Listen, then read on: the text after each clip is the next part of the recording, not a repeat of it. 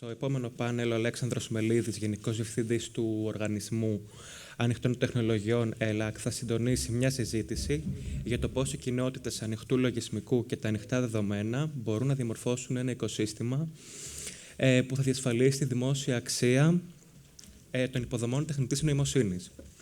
Στη συζήτηση συμμετέχουν ο Μιχάλης Βαφόπουλος, ιδρυτής και διευθύνων σύμβουλος της Linked Business, ο Πάνος Λουρίδας, Διευθυντής Έρευνας και Ανάπτυξης ΕΔΙΤΕ, καθηγητής στο Τμήμα Διοικητικής Επιστήμης και Τεχνολογίας του Οικονομικού Πανεπιστημίου Αθηνών και τέλος η Μαρία Παπαδοπούλου, επίκουρη καθηγήτρια στο Πανεπιστήμιο Κρήτης, στο γνωστικό αντικείμενο Ψηφιακές Ανθρωπιστικές Επιστήμες και Κλασικές Σπουδές και επικεφαλής της ερευνητικής ομάδας στο πρόγραμμα ΤΑΛΟΣ, Τεχνητή Νοημοσύνη και Ανθρωπιστικές Επιστήμες για τις Ανθρωπιστικές και Κοινωνικές Επιστήμες. Καλησπέρα και από εμάς. Να πω πρώτα απ' όλα πόσο περήφανος είμαι που για δεύτερη χρονιά στο TechFuse και ο Οργανισμός Ανοιχτών Τεχνολογιών έχει το ρόλο του συνδιοργανωτή. Και να δώσουμε και συγχαρητήρια στον Τάσο, τον Γιάννη, την Ειρήνη για όλη αυτή την προσπάθεια, για την απαράμιλη ικανότητα που έχουν να συγκαλούν το τοπικό οικοσύστημα καινοτομίας και να το διασυνδέουν σε εθνικό επίπεδο, σε περιφερειακό, αλλά και σε διεθνές και σε παγκόσμιο, θα τολμούσα να πω. Χθες, πρώτη μέρα του συνεδρίου, και έχω κρατήσει 3 σημεία που νομίζω σχετίζονται με την συζήτηση που θα έχουμε τώρα εδώ. Πρώτο, ο εκδημοκρατισμός των τεχνολογιών. Δεύτερον, η ανάγκη του να καλύψουμε τα χάσματα ψηφιακά, παλιά και νέα.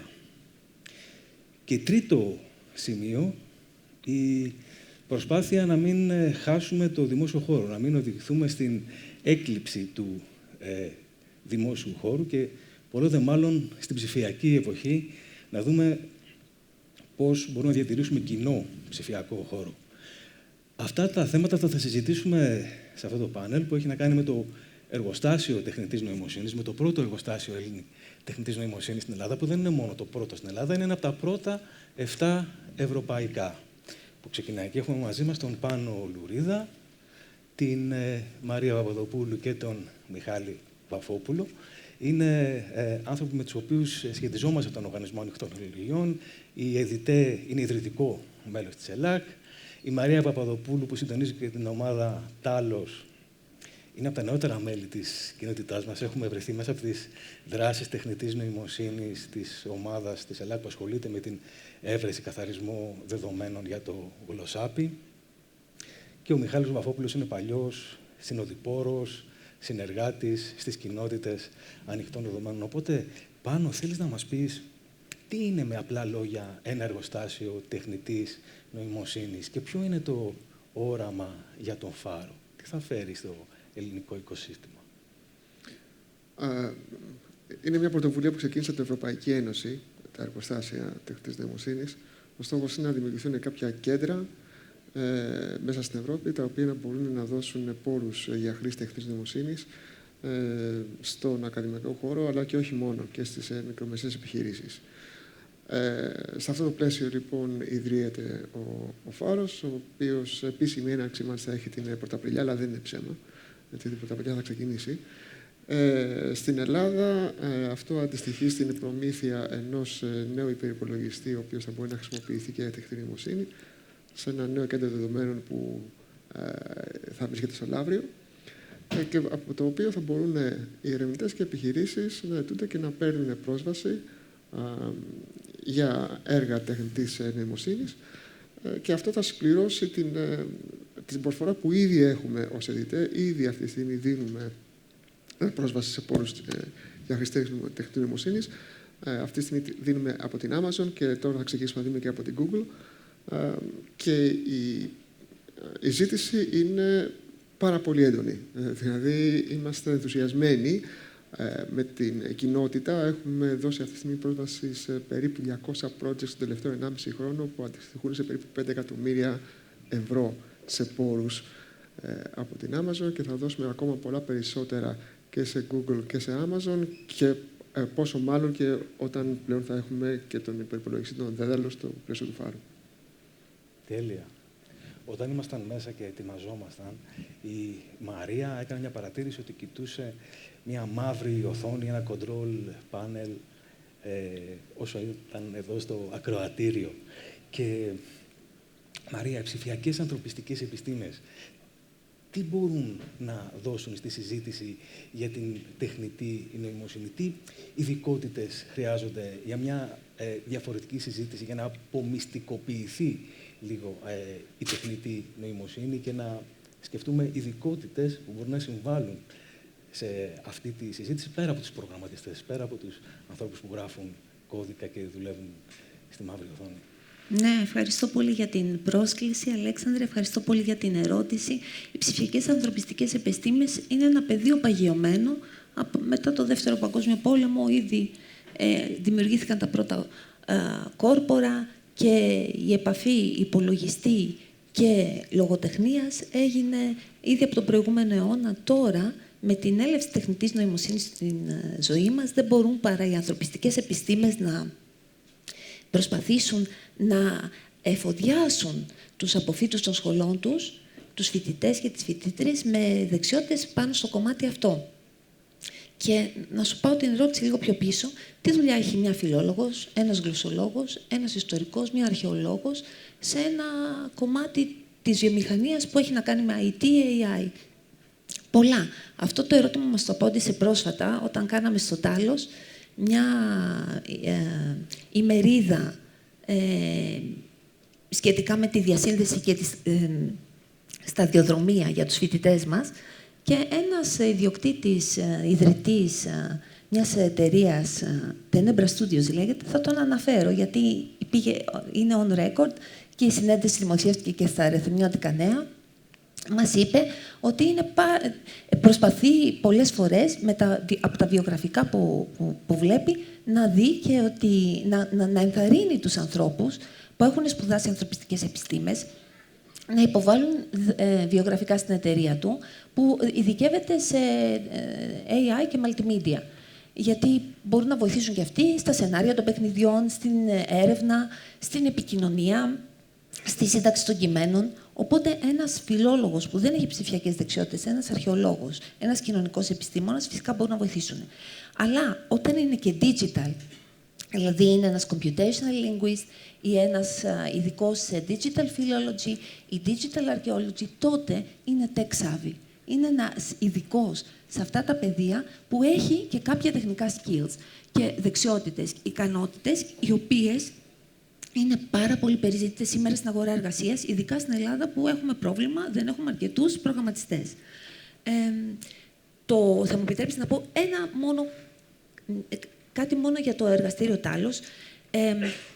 Ακριβώς αναγνωρίζοντας αυτή την έλλειψη, η Ευρωπαϊκή Ένωση μας εμπιστεύτηκε με 2,5 εκατομμύρια ευρώ για να κάνουμε ένα πρόγραμμα στο Πανεπιστήμιο Τάλος, στο πλαίσιο του ανταγωνιστικού προγράμματος Βαϊντέρα, να τρέξει για 5 χρόνια για να δημιουργήσει capacity στις σχολές του Πανεπιστημίου Κρήτης που είναι στο Ρέθυμνο, στις λεγόμενες ανθρωπιστικές και κοινωνικές επιστήμες.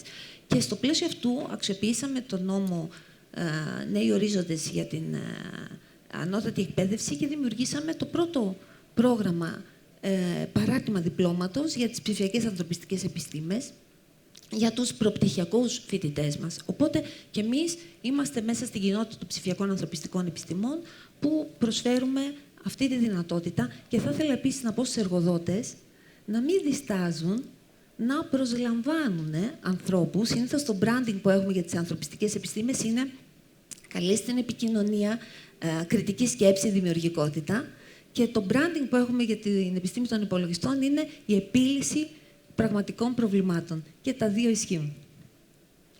Μιχάλη, πριν από λίγες μέρες ολοκληρώθηκε η δημόσια διαβούλευση για την Data Governance Act, δηλαδή για τη μεταφορά στην ελληνική νομοθεσία της διακυβέρνησης δεδομένων. Αυτό το νομοθετικό πλαίσιο, όταν συζητηθεί και περάσει από τη Βουλή, θα επιτρέψει τη μετάβαση από τα ανοιχτά δεδομένα που ξέραμε μέχρι τώρα, το Open by Default, στα Data Commons, με την έννοια ότι θα έχουμε κάποια νομικά εργαλεία για το διαμοιρασμό δεδομένων που μέχρι πρότινος ήταν προστατευμένα, ήταν σε σιλό, πρέπει να ανωνυμοποιηθούν, πρέπει να γίνουν κάποια risk assessment για την επαναταυτοποίηση και όλα αυτά. Τι επιχειρηματικές ευκαιρίες μπορούν να δημιουργηθούν? Ναι, πολύ ενδιαφέρον αυτό, γιατί νομίζω είναι και η ορίμανση στην ουσία των ανοιχτών δεδομένων σε δεδομένα τα οποία προσπαθούν να συγκεράσουν τα πλεονεκτήματα της ανοιχτότητας και τα πλεονεκτήματα του να έχεις τα δεδομένα οργανωμένα σε ένα κλειστό περιβάλλον. Στην ουσία μπορούν να δημιουργηθούν συνεργατικά σχήματα, δηλαδή πώς φτιάχνουμε σχηματισμούς επιχειρήσεων για να κάνουμε εξαγωγές καλύτερα ή θεματικά σε ένα αντικείμενο όπως είναι το τυρί ή ένα άλλο τρόφιμο. Εδώ βλέπουμε το αντίστοιχο να μπορεί να γίνει σε συμπληρωματικές επιχειρήσεις όπου θα μπορούν να συνδυάζουν και να συναξιοποιούν τα δεδομένα ως μια κοινή υποδομή. Δηλαδή, επειδή κανένας δεν έχει παραστάσεις από τα Data Commons, θα δώσω το παράδειγμα. Μου ήρθε τώρα η εικόνα ενός εταιρισμού στέβια στη Λάρισα που αγοράζει 2-3 μηχανήματα πολύ ακριβά για να κάνει τις αγροτικές εργασίες και έχουν ένα πρόγραμμα χρονομοιρασμού. Δεν θα μπορούσε ένας αγρότης ή 2 να αγοράσουν ένα πανάκριβο μηχάνημα. Αντίστοιχα, να σκεφτούμε τα Data Commons σαν τα δεδομένα που θα μαζεύαν από τα χωράφια και θα τα αξιοποιούσαν για κοινό σκοπό, να βελτιώσουν στην ουσία την παραγωγή τους, καθότι ο καιρός στη Λαμία πάνω κάτω για όλους ίδιος είναι. Τα προβλήματα ίδια, γιατί μιλάμε για το ίδιο προϊόν. Επομένως, και με τα μηχανήματα δεν είναι, για τα μηχανήματα παράγουν πολλά δεδομένα πλέον, ιδίως αν έχουν συστήματα από τις startups τις ελληνικές που έχουν μεγαλώσει. Επομένως, η κουλτούρα του να συνεργάζομαι και σε επίπεδο δεδομένων τώρα νομοθετείται.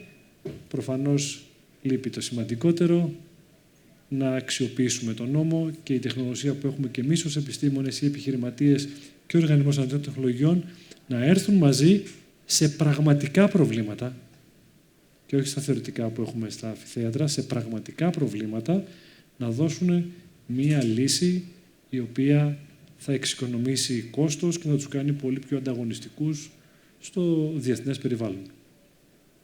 Θέλω να μείνω λίγο σε αυτό, γιατί η τεχνολογία δεν είναι παιχνίδι μηδενικού αθροίσματος. Υπάρχουν συνήθως κερδισμένοι και χαμένοι. Και συνήθως πολύ κερδισμένοι και πολύ χαμένοι. Μέσα σε αυτό το πλαίσιο, τι μηχανισμούς αμοιβαιότητας, ανταμοιβής μπορούμε να επινοήσουμε, έτσι ώστε το κέρδος, η αξία από τα ανοιχτά, τα διαμοιραζόμενα, από τα κοινά δεδομένα να μοιράζεται δίκαια? Σωστά. Θα το διαχώριζα. Υπάρχουν οι συνεργατικοί μηχανισμοί όπου βασίζονται κυρίως στην εθελοντική εργασία και σε μια βασική υποδομή, τα hacker spaces που υπάρχουν, κάτι αντίστοιχο, όπου εκεί γιατί συμμετέχει κάποιος στην κοινότητα, γιατί μπορεί πολύ εύκολα να βρει ανθρώπους με κοινό ενδιαφέρον και στην ουσία, να μιλήσω τώρα λίγο ως οικονομολόγος, επιτρέψτε μου, στην ουσία τι κάνει, δεν θέλει άμεσο οικονομικό αντίκρισμα, τον ενδιαφέρει η συμμετοχή, η εκπαίδευση, η φήμη μέσα στην κοινότητα να φτιάξει το όνομά του και στην ουσία μεταθέτει την οικονομική απολαβή για το μέλλον. Αυτό είναι όταν έχουμε ένα συνεργατικό σχήμα. Μπορούμε να έχουμε και ένα σχήμα, όπως είπα και πριν. Άρα η αμοιβαιότητα ποια είναι? Όσο πιο μεγάλη είναι η συνεισφορά στην κοινότητα, τόσο μεγαλύτερη και η ηθική ανταμοιβή, τόσο μεγαλύτερη και αναγνώριση που έχεις και προφανώς αργότερα μπορείς να το χρησιμοποιήσεις και ως ένα σημαντικό επαγγελματικό εφόδιο.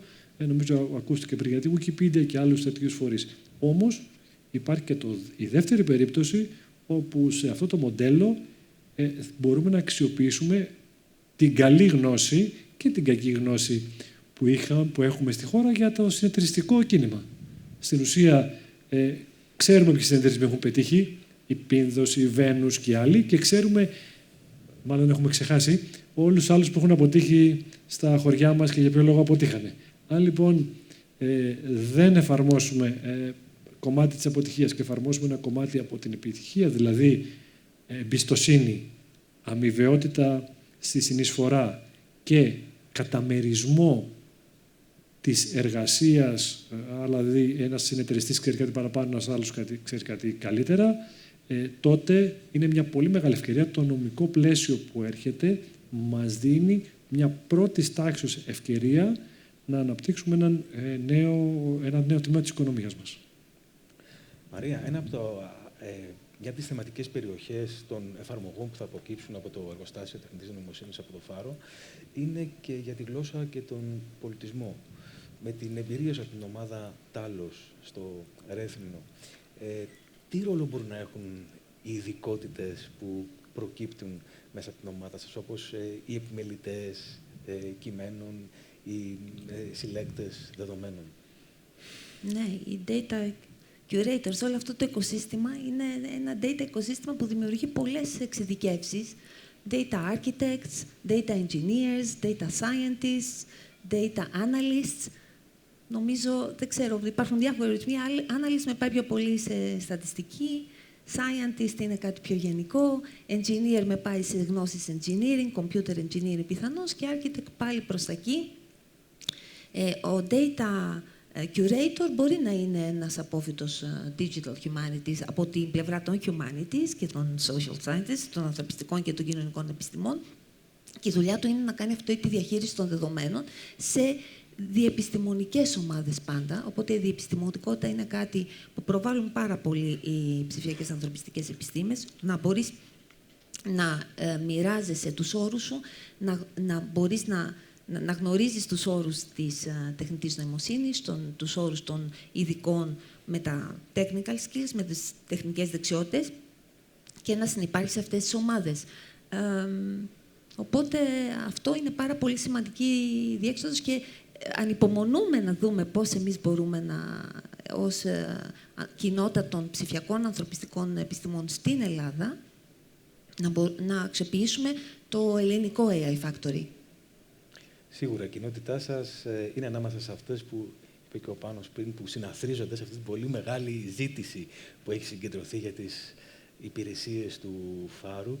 Οπότε, Πάνο, η ΕΔΤ συντονίζει αυτό το έργο. Πώς έχετε έτσι σκεφτεί να δώσετε όσο το δυνατόν πιο ευρεία πρόσβαση σε μικρομεσαίες επιχειρήσεις, ώστε να μπορέσουν να πάνε στο επόμενο στάδιο, σε ακαδημαϊκές ομάδες, στους ωφελούμενους, ώστε να είναι ευρεία και έτσι ισότιμη ταυτόχρονα η πρόσβασή τους? Εδώ θα ακολουθήσουμε όλη την εμπειρία που ήδη έχουμε, γιατί είπα ότι ήδη το τελευταίο 1,5 χρόνο έχουμε βοηθήσει 150-200 έργα. Προσπαθούμε να είμαστε όσο πιο ανοιχτοί γίνεται. Δηλαδή, μέχρι τώρα τα ακρίβεια δεν έχουμε πει κανένα όχι. Όποιον μας έχει ζητήσει, τον έχουμε εξυπηρετήσει, του έχουμε δώσει πόρους. Και μακάρι να μπορούμε να κάνουμε το ίδιο, αρκεί να μην ξεμείνουμε από πόρους. Άρα, εκ των προτέρων δεν έχουμε την λογική του να ξεκινήσουμε καλυστία, αν είναι δυνατόν, και να επιλέγουμε τους καλύτερους. Αν μπορούμε να τους εξυπηρετήσουμε όλους, τόσο το καλύτερο. Ίσως το πιο βασικό για την πρόσβαση, και σε αυτό θέλουμε να δώσουμε βάρος και ήδη δίνουμε, είναι στο να χρησιμοποιούνται οι πόροι σωστά. Διότι η τεχνητή νοημοσύνη αυτή τη στιγμή είναι μια καραμέλα, αλλά όσο κόσμο ασχολείται με αυτό, δεν είναι απαραίτητο ότι του δώσει πρόσβαση στους πόρους, θα μπορούν να τους χρησιμοποιήσουν όπως πρέπει. Αυτό που χρειάζεται είναι μια εκπαίδευση των χρηστών να καταλάβουν τι είναι διαθέσιμο, τι μπορούν να κάνουν και ποιος είναι ο καλύτερος τρόπος να το κάνουν. Δεδομένου ότι οι πόροι υπάρχουν, το θέμα είναι να τους αξιοποιήσεις όσο πιο αποτελεσματικά γίνεται, όχι απλώς να τους ξοδέψεις. Άρα, ένα κύριο μέλημα είναι αυτό, ότι ναι, μας έρχονται άνθρωποι, συνειδητοποιήσουν ότι έχουν μια ωραία ιδέα, αλλά δεν είναι απαραίτητο ότι ο τρόπος που έχουν σκεφτεί να την υλοποιήσουν είναι ο ιδανικός τρόπος. Και εκεί θέλουμε να δώσουμε βάρος στην υποστήριξη των χρηστών, ώστε ο Φάρος να χρησιμοποιηθεί με τον πιο αποτελεσματικό τρόπο. Μαρία, πριν από καμιά ώρα περίπου, ήμουν στο εργαστήριο της IBM στη διπλανή αίθουσα, όπου μας παρουσίασαν σε ένα πολύ έτσι hands-on περιβάλλον, το Instruct Lab, ένα περιβάλλον το οποίο τείνει να γίνει και σχεδόν no-code, όπου μπορούν ομάδες να φορτώσουν τα δικά τους δεδομένα και να εκπαιδεύσουν ένα μοντέλο. Τα δεδομένα είναι το κλειδί στο να φτιάξει κάποιος μια εφαρμογή τεχνητής νοημοσύνης που θα κάνει αυτό για το οποίο την έχει σχεδιάσει, αυτό για το οποίο φαντάζεται. Ποιες είναι, είμαι σίγουρος ότι και εσείς κάνετε αυτή την προσπάθεια να βρείτε ποιοτικά δεδομένα, ποιες είναι οι δυσκολίες, ποιες είναι οι προκλήσεις σε αυτή την προσπάθεια? Ειδικά για τα ελληνικά είναι πολλές οι δυσκολίες. Για γλώσσες όπως Εβραίους ομιλούμενους, όπως η αγγλική, ίσως είναι λιγότερες. Οι μεγάλες γλωσσικές κοινότητες, η αγγλική, η κινεζική, η ισπανική, δεν ξέρω, τα δεδομένα είναι πάρα πολλά και τα δεδομένα στον ιστό είναι πάρα πολλά για αυτές τις γλώσσες, λιγότερα για τα ελληνικά. Γι' αυτό πάντα προσπαθούμε να ενθαρρύνουμε τους φοιτητές μας και τους συναδέρφους μας σε αυτό το είδος την εκπαίδευση που κάνουμε στην καινούργια ψηφιακή εποχή με τη τεχνητή νοημοσύνη, να χρησιμοποιούν παραδείγματος χάρη τεχνολογίες Wiki, Wikipedia, Wikidata και τους εξηγούμε τι είναι πίσω από αυτό. Τους λένε data is the new oil, ναι, αλλά το θέμα είναι να είναι ποιοτικά δεδομένα και να μπορούμε εμείς οι άνθρωποι των ψηφιακών ανθρωπιστικών επιστημών να έχουμε όλο το pipeline, να μπορούμε να φτάσουμε από το χειρόγραφο και το έντυπο, να φτάσουμε στο δεδομένο, το οποίο θα μπορούμε να χρησιμοποιήσουμε αλγορίθμους, να χρησιμοποιήσουμε training και να μπορούμε να το αξιοποιήσουμε έτσι. Είναι πάρα πολύ σημαντικό το θέμα της ποιότητας. Δεν έχουμε αρκετούς ανθρώπινους πόρους στην κοινότητά μας, νομίζω, και αρκετό know-how αυτή τη στιγμή. Γίνονται πάρα πολλές προσπάθειες και θα προχωράμε. Ωραία. Πάνω οι κοινότητες παγκοσμίως παίζουν καταλυτικό ρόλο στο να πουσάρουν υποδομές τεχνητής νοημοσύνης, να δώσουν έτσι την προστιθέμενη αξία. Στο Φάρο, πώς σκέφτεστε να συνεργαστείτε με τέτοιες κοινότητες, όπως είναι η κοινότητα του ανοιχτού λογισμικού, η κοινότητα των ανοιχτών δεδομένων, αλλά και η αναδυόμενη γενικότερα κοινότητα ανοιχτής διακυβέρνησης? Το θέμα των δεδομένων είναι πολύ βασικό και σε αυτό ήδη και ως ΕΔΙΤΕ έχουμε προσπαθήσει και με το ΕΛΑΚ να συνεργαστούμε. Τεχνητή νοημοσύνη προφανώς είναι τόσο καλή όσο τα δεδομένα τα οποία έχεις. Ο Φάρος έχει 3 κάθετους πυλώνες, όπως λέγονται, δηλαδή πέρα από το ότι θέλουμε να εξυπηρετήσουμε οτιδήποτε, έχει και 3 πυλώνες, στους οποίους δίνουμε ιδιαίτερη σημασία. Το ένα είναι βιώσιμη ανάπτυξη, το άλλο είναι γλώσσα και πολιτιστική κληρονομιά και το τρίτο είναι δεδομένα υγείας. Όπου λοιπόν εκεί μπορούμε οι κοινότητες να μας συμφέρουν δεδομένα, τόσο το καλύτερο. Η δουλειά του Φάρου είναι ανάμεσα στα άλλα να μπορεί να είναι χώρος αποθήκευσης και αξιοποίησης αυτών των δεδομένων, να μπορούμε να εκπαιδεύσουμε μοντέλα πάνω σε αυτά τα δεδομένα και να τα έχουμε διαθέσιμα στους άλλους ώστε να μην χρειάζεται. Επομένως, οπουδήποτε κοινότητες δραστηριοποιούνται πάνω σε αυτά, τόσο το καλύτερο για μας. Εμείς ανοιχτοί είμαστε, περιμένουμε να το δούμε και με ιδιαίτερη έμφαση, όπως ανέφερα, σε αυτούς τους τρεις πυλώνες. Μιχάλη, είσαι επιχειρηματίας των ανοιχτών δεδομένων. Έχεις κάνει θαυμαστά πράγματα για την linked business. Ποιες είναι οι δυσκολίες που αντιμετωπίζεις στο να βρεις δεδομένα για να φτιάξεις κάτι όπως αυτό που έχεις δημιουργήσει? Ναι. Ήταν εδώ σε αυτή τη σκηνή πέρσι που τις εξηγούσα λίγο πιο θεατρικά, λέγοντας ότι είναι το πέρασμα της κοιλάδας των νεκρών, που η θερμοκρασία είναι αρκετά υψηλή. Σκεφτείτε, πάλι για να κάνω τον παραλληλισμό, να θέλετε να φτιάξετε ένα όμορφο κατάστημα, ας είναι εστίασης, ας είναι επισιτισμού, και ο δρόμος και το πεζοδρόμιο να μην είναι άσφαλτος, αλλά να έχει λακκούβες, βρώμα και δυσοδεία, όπως βλέπουμε στα έργα, τα χωριά μας προπολεμικά εδώ ή και οι πόλεις της Ευρώπης. Σκεφτείτε λοιπόν ότι διαπιστώνεις κάπου στην πορεία ότι τα δεδομένα που σου δίνονται δεν είναι εγγυημένη ούτε η ποιότητά τους, ούτε η διαθεσιμότητά τους, παρότι θα έπρεπε να συμβαίνει αυτό. Άρα, όπως εμείς από το Δήμο, την Περιφέρεια, την κεντρική κυβέρνηση, θεωρούμε πλέον δεδομένο ότι μπροστά από τον κεντρικό δρόμο θα υπάρχει άσφαλτος, ας έχει και μερικές λακκούβες, δεν θα πεθάνουμε γι' αυτό, θα έχει ρεύμα, θα έχει φως, θα έχει τηλέφωνο, θα έχει και νερό. Εμείς είμαστε στη φάση όπου, τώρα που το σκέφτομαι, μου μοιάζει πιο πολύ με τη Βηρητό όταν πήγαινα και στο πανεπιστήμιο, πριν γίνουν όλα αυτά, όπου υπήρχαν πανάκριβα αυτοκίνητα σε χωματόδρομους. Επομένως, οι δυσκολίες όσον αφορά την ποιότητα και τη διαθεσιμότητα δεδομένων για τις επιχειρήσεις, γιατί εμείς αυτό προσπαθούμε να κάνουμε, είναι σε πολύ χαμηλό επίπεδο, είναι πολύ μακριά από τη Βόρεια Ευρώπη ή την Αμερική. Επομένως, εν ολίγης, καταλήξαμε να κάνουμε αυτό που κάνουν μερικοί από εμάς, να φτιάχνουν το δρόμο και το πεζοδρόμιο μπροστά από το μαγαζί τους. Απλά ούτε αυτό φτάνει. Γιατί είναι το τελευταίο μίλι. Επομένως, εμείς τελικά έχουμε χτίσει άλλη μια πόλη πάνω από την πόλη και έχουμε φτιάξει ξανά τα δεδομένα. Τα έχουμε αναδομήσει με αρκετά πρωτότυπους τρόπους, έτσι ώστε να μπορεί κάποιος να επισκεφθεί το μαγαζί μας. Και γι' αυτό πιστεύουμε ότι όταν αποφασίσουμε τα επόμενα χρόνια να πάμε στο εξωτερικό, ότι αυτές τις γνώσεις θα τις αξιοποιήσουμε για έναν καλύτερο λόγο. Φίλες και φίλοι, οι φορείς που εκπροσωπούμε οι τέσσερις μας σε αυτήν εδώ τη συζήτηση είναι οι φορείς της τετραπλής έλικας καινοτομίας. Είμαι από την κοινωνία πολιτών, ο Πάνος σε αυτό το τραπέζι είναι από ένα δημόσιο φορέα, από την ΕΔΙΤΕ, η Μαρία είναι από ένα πανεπιστήμιο και ο Μιχάλης είναι από το χώρο των επιχειρήσεων. Ελπίζω λοιπόν ότι σας δώσαμε ένα στιγμιότυπο το πώς αυτές οι κοινότητες θα συνδιαλέγονται όταν ξεκινήσει και επίσημα τη λειτουργία του το εργοστάσιο τεχνητής νοημοσύνης.